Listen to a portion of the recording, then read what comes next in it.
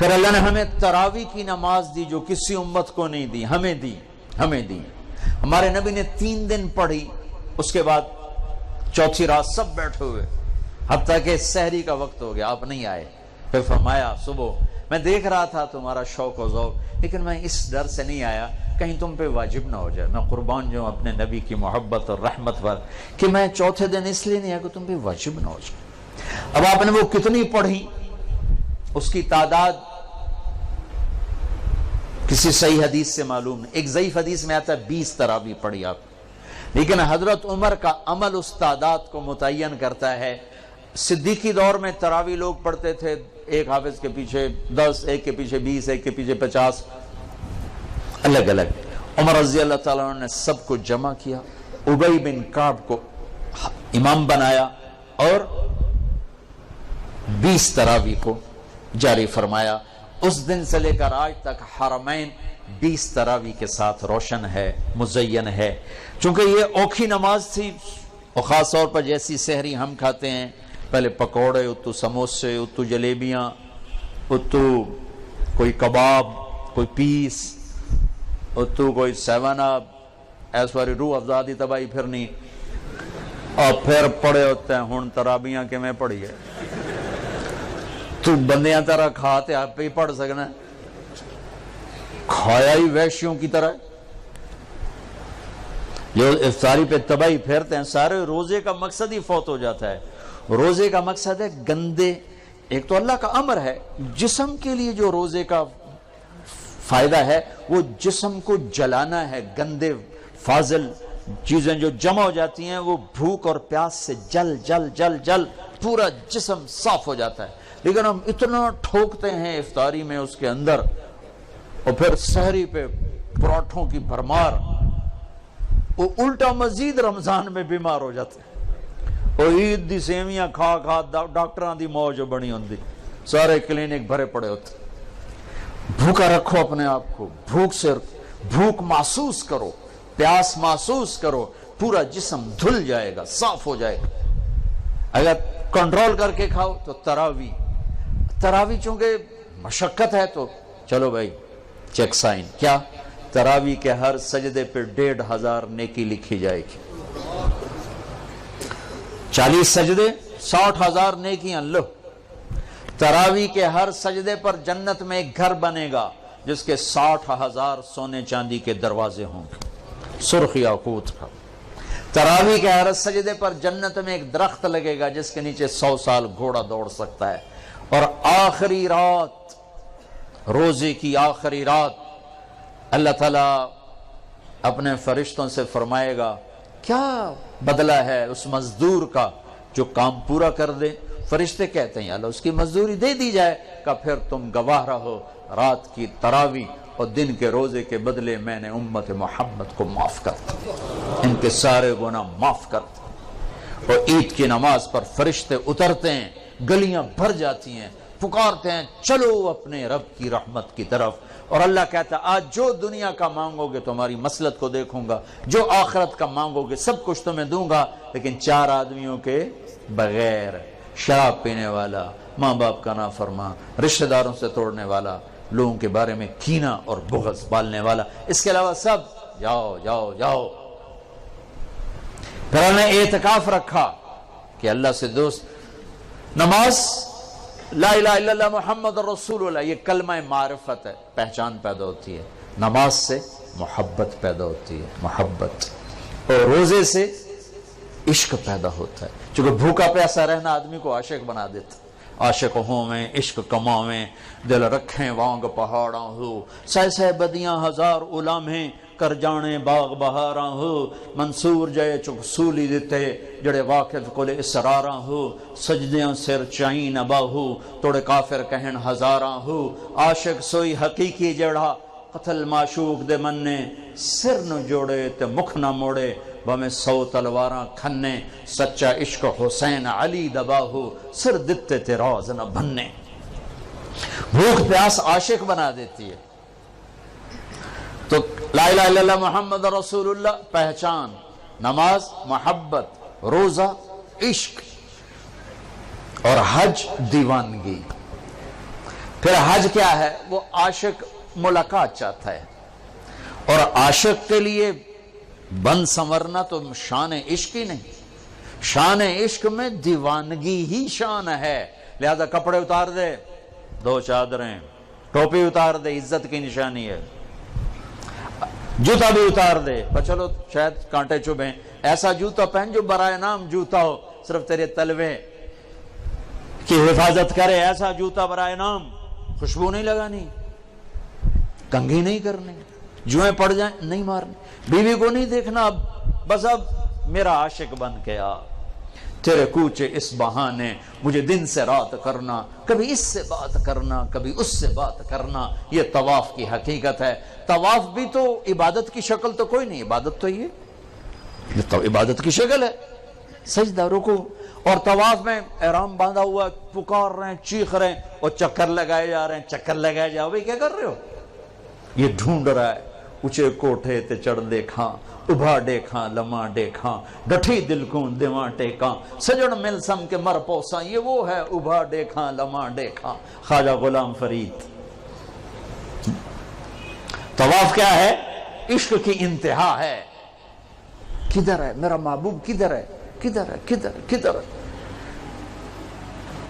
جنید بغدادی رات کو طواف کر رہے تھے، اندھیرے میں ایک لڑکی طواف کر رہی تھی اور شعر پڑھ رہی، اب الحب ان یخفا وکم قد کتمتہ فاصبح عندی قد اناخ وطنبا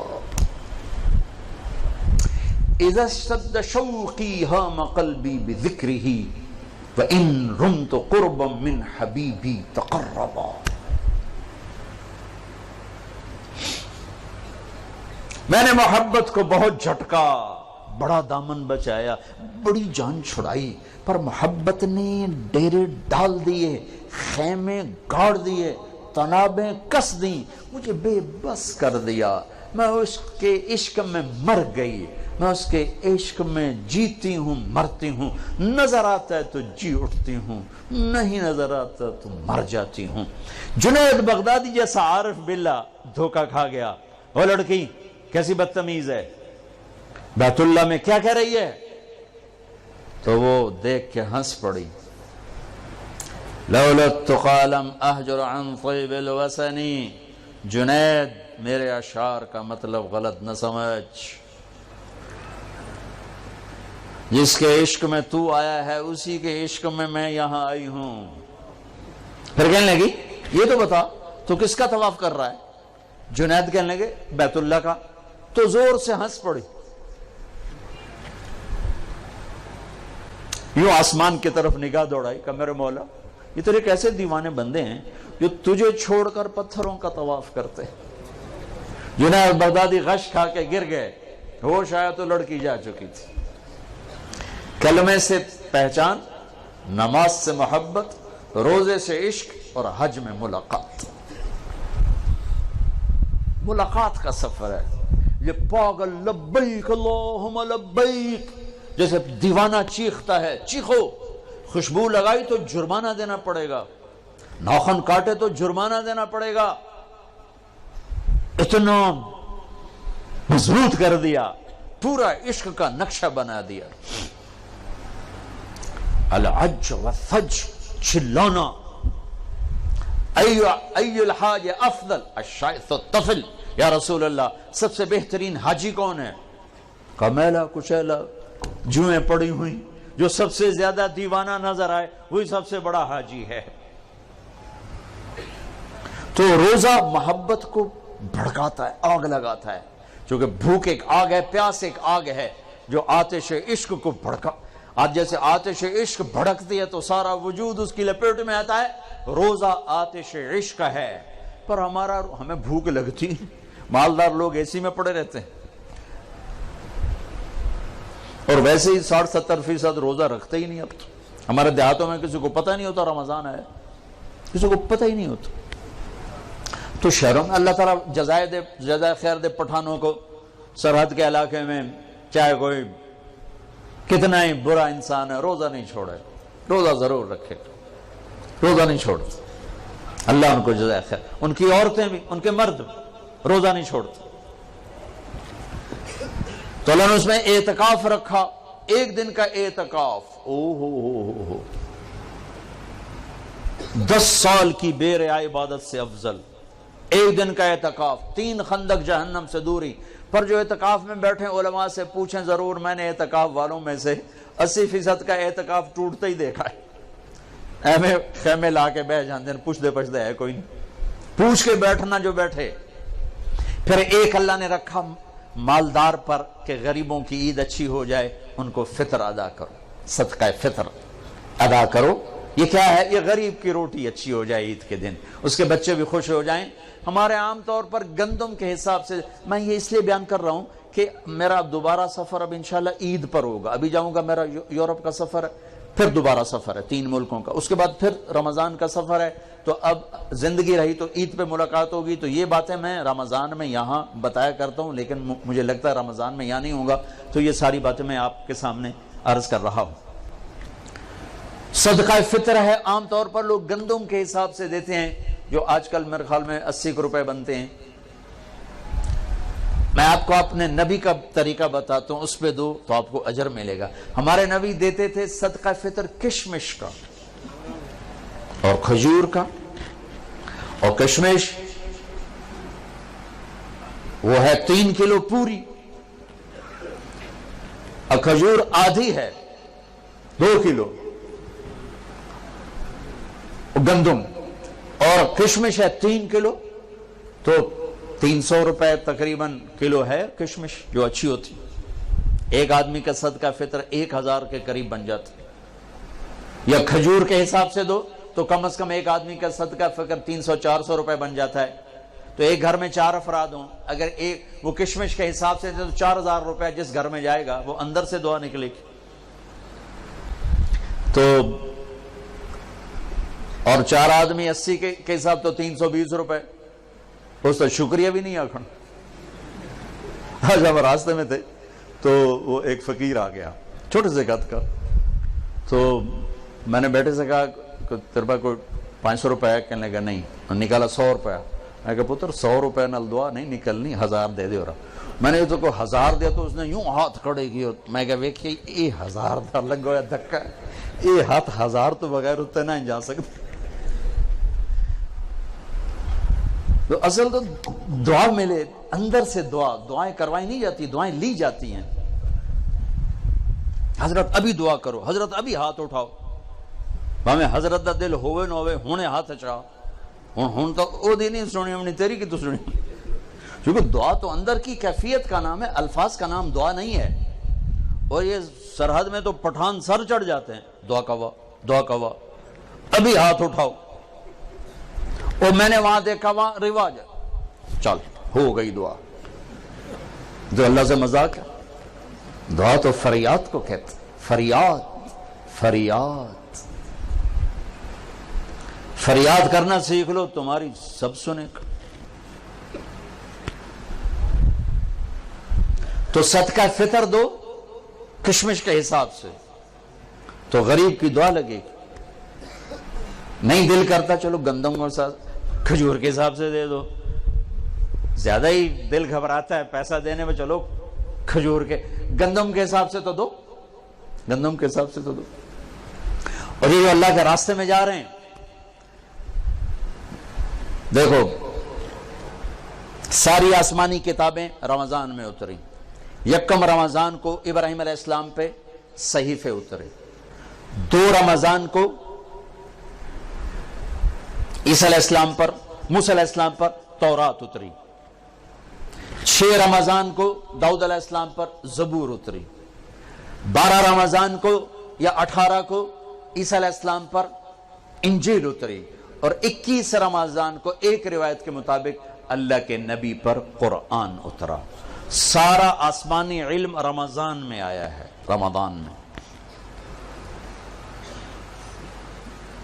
اور رمضان سے وحی کا سلسلہ شروع ہوا اور دعوت کا سلسلہ شروع ہوا. تو آپ اللہ کے راستے میں جا رہے ہو، آپ کا رمضان گھر میں ساری رات نفل پڑھنے والے، سارا دن مصلی پہ بیٹھنے والوں سے بھی آپ کا رمضان قیمتی گزرے گا. کہ آپ کے سونے پر بھی وہ اجر ہے جو گھر میں نفل پڑھنے والے کو بھی نہیں مل سکتا۔ امت کو دعوت کا کام ملا تو اس کے اعمال کی طاقت بڑھا دی گئی، اس کے اعمال کا اجر بڑھا دیا گیا۔ تو بھائیو، ابھی شعبان ہے تو شعبان میں بھی ایک رات ہمیں ملی ہے، ہاں یاد آ گیا، 15 شعبان کی رات۔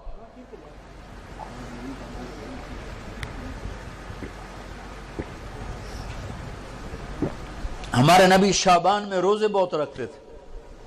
ہم عائشہ نے پوچھا آپ اتنے روزے کیوں رکھتے ہیں؟ کہ اس میں ایک رات ہے جس میں عمل اللہ کی بارگاہ میں پیش کیا جاتا ہے، میں چاہتا ہوں جب میرا عمل پیش ہو میں روزے سے ہوں۔ 15 شعبان کی رات جس دن اعلان ہوتا ہے، آئے ہوئے ہوئے، ویسے تو اللہ کو سب کچھ لکھا ہوا ہے لیکن فرشتوں میں اعلان 15 شعبان کو ہوتا ہے، یہ ہوگا، یہ ہوگا، یہ مر جائیں گے۔ تو اوپر ان کا نام مردوں کی فہرست میں ہوتا ہے، نیچے وہ زندہ ہوتے ہیں، فرشتے ان کو دیکھ کے ہنستے ہیں کہ کیسا بے وقوف ہے، اوپر موت کے فیصلے ہیں، لڑائیاں کر رہا ہے، جھگڑے کر رہا ہے، سود کھا رہا ہے، رشوت دے رہا ہے، زنا کر رہا ہے، جھوٹ بول رہا ہے، جوئے کھیل رہا ہے، قتل کر رہا ہے، ڈاکے ڈال رہا ہے، اوپر موت کا فیصلہ ہو چکا ہے۔ تو ایک 15 شعبان کی رات اس کا آپ روزہ رکھتے تھے، اس کے لیے کوئی مخصوص عبادت کو نہیں۔ ہمارے پنجاب، ہمارے پاکستان میں بہت عجیب و غریب، لیکن بہرحال جو بھی عبادت کرو جتنی کرو ٹھیک ہے، لیکن کوئی مخصوص عبادت اللہ کے نبی کی طرف سے منقول کوئی نہیں۔ رات ضرور ہے، اور اس رات بھی میرے نبی نے فرمایا اللہ 15 شعبان کی رات اپنے بندوں پہ نظر دوڑاتا ہے، 2 کے سوا سب کے لیے معافی کا اعلان کرتا ہے، ایک مشرک اور ایک کینہ پالنے والا، جو میں پہلے بیان کر چکا ہوں، ایک مشرک اور ایک کینہ پالنے والا، یعنی کسی کو نقصان پہنچانے کے منصوبے بنانے والا، کہ ان 2 کے علاوہ اللہ تعالیٰ باقی سب کو معاف کرتا ہے۔ اور اللہ کہنا اللہم بارک لنا فی رجب و شعبان، یا اللہ ہمارے رجب اور شعبان میں برکت عطا فرما، وبلغنا الی رمضان، اور رمضان ہمیں نصیب فرما۔ یہ اللہ کا نبی دعائیں مانگنا شروع فرمایا دیا کرتے تھے۔ تو میرے بھائیوں، یہ ہمارے بچے جا رہے ہیں اللہ کے راستے میں، 2 دن کے بعد آپ بھی ان کے ساتھ نکلنے کا نظام بنا لو۔ تو جو بھائی ان کے ساتھ جانے کے لیے تیار ہیں وہ ذرا کھڑے ہو کے دیدار تو کرو۔ کون تیار ہے ان کے ساتھ جانے کے لیے بھائی؟ جس علاقے سے بھی آئے، جہاں سے بھی آئے ہو ذرا کھڑے ہو کے دیدار کرا دو۔ نام نہیں لکھیں گے، ٹائم زیادہ ہو گیا ہے، دیدار کرا دو بھائی۔ ہمارے ابھی طلبہ نے جانا بھی ہے انشاءاللہ، محنت، نام نہ لکھو، بس اللہ نے ان کے نام لکھ لیے ہیں، ہم نے خالی دیدار کرنا تھا، اتنی تشکیل کافی ہے۔ ماشاءاللہ ماشاءاللہ، تشریف رکھیں بھائی۔ شعبان کا بابرکت مہینہ چل رہا ہے، 15 شعبان کی رات میں 10 دن باقی ہیں، اس کا روزہ مسنون ہے، اور 1 سال کے گناہ کے معاف ہونے کی اس میں خوشخبری بھی ہے۔ جو 15 شعبان کا روزہ رکھے تو اللہ اس کے 1 سال کے گناہ معاف فرما دیتے ہیں، اس سال عمل اللہ کی بارگاہ میں پیش ہوتے ہیں۔ تو بھائیو، اب ماشاءاللہ اکثر نوجوانوں کا مجمع نظر آ رہے ہو، ایک میں یہ گزارش کروں گا کہ اس مجلس کے اٹھنے سے پہلے اللہ سے بھی صلح کر لو، جس کو توبہ کہتے ہیں، اور آپس میں بھی صلح کر لو۔ آپس میں بھی اگر کسی سے لڑے ہوئے ہو، کسی کا کینہ بغض ہے، معاف کر کے گلے لگ جاؤ، معاف کرو۔ خاص طور پر خامن بیوی لڑ پڑے، ہو ہی جاتی ہے لڑائی، اگر وہ صلح کر لیں تو اللہ خوش ہو کر ان کے پچھلے سارے گناہ معاف کر دیتے۔ خامن بیوی کی صلح اللہ کو اتنی پسند۔ بھائی لڑے ہوئے، دوست لڑے ہوئے، رشتہ دار ہو، صلح کرو، معاف کرو۔ اور اللہ پاک سے کوئی، اللہ اور بندے کے درمیان کوئی گڑبڑ ہے، وہ بھی اللہ سے معافی مانگو۔ تو انشاءاللہ میرا اللہ بڑا غفور و رحیم ہے، ادھر ہم توبہ کریں گے، ادھر وہ معاف کرے گا۔ اللہ کو توبہ ہے بڑی پسند، اور اللہ کا شکر ہے، نہ عمر کی قید ہے نہ عدد کی قید۔ 900 چوہے کھا کے بلی حج کو چلی، ہمارا محاورہ ہے۔ تو میں کہتا ہوں تو کدھر جائے؟ مندر جاوے؟ حج پہ ہی جانا ہے، اور کہاں جانا ہے؟ نہ کہیں جہاں میں اما ملی، جو اما ملی تو کہاں ملی، میرے جرم خانہ خراب کو تیرے عفو بندہ نواز میں، وہی تو جانا ہے، اور کہاں جانا ہے؟ تو بھائیو، میں آپ سے گزارش کرتا ہوں توبہ کر لو۔ نیت کرتے ہو انشاءاللہ آپ کے سب معاف ہو جائیں گے۔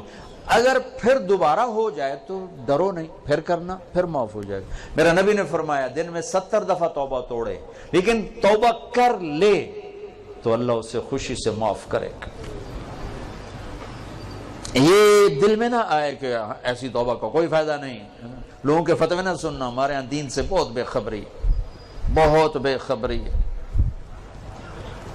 ایک ہمارے ہاں فتویٰ بڑا سستا ہے، ایک نسخہ بڑا سستا ہے، جس کے سامنے کوئی بیماری ذکر کرو کوئی نسخہ تھپ دے گا توڑو، جس کے سامنے کوئی بات کرو فتویٰ جڑ دے گا۔ مفتی بنتے بنتے عمریں گزر جاتی ہیں اور پھر بھی وہ احتیاط برتتے ہیں، ہر بندہ مفتی۔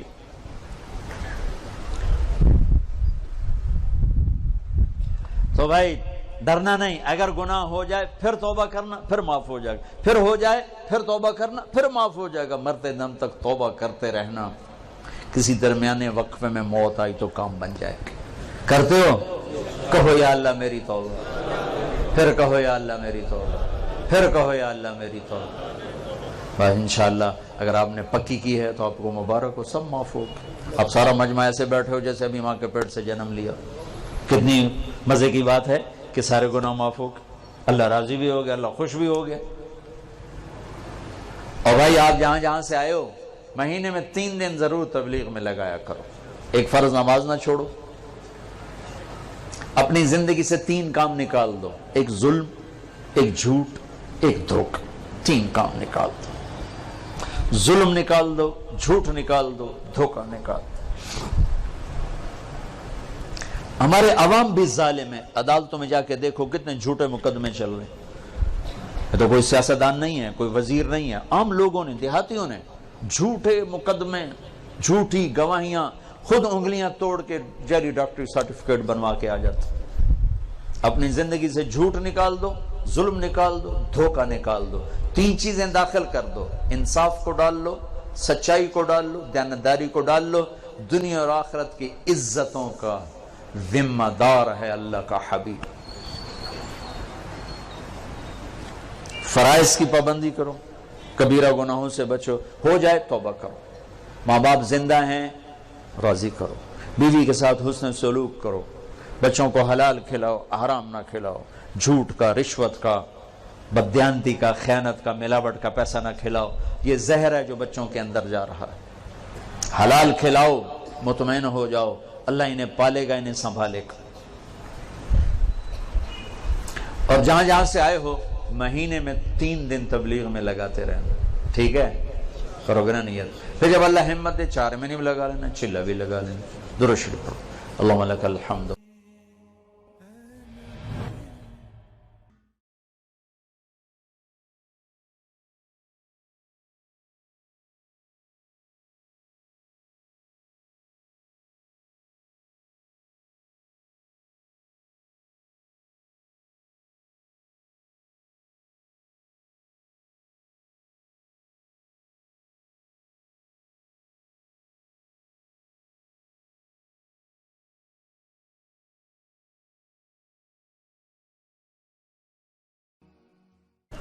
پھر اللہ نے ہمیں تراویح کی نماز دی جو کسی امت کو نہیں دی، ہمیں دی، ہمیں دی۔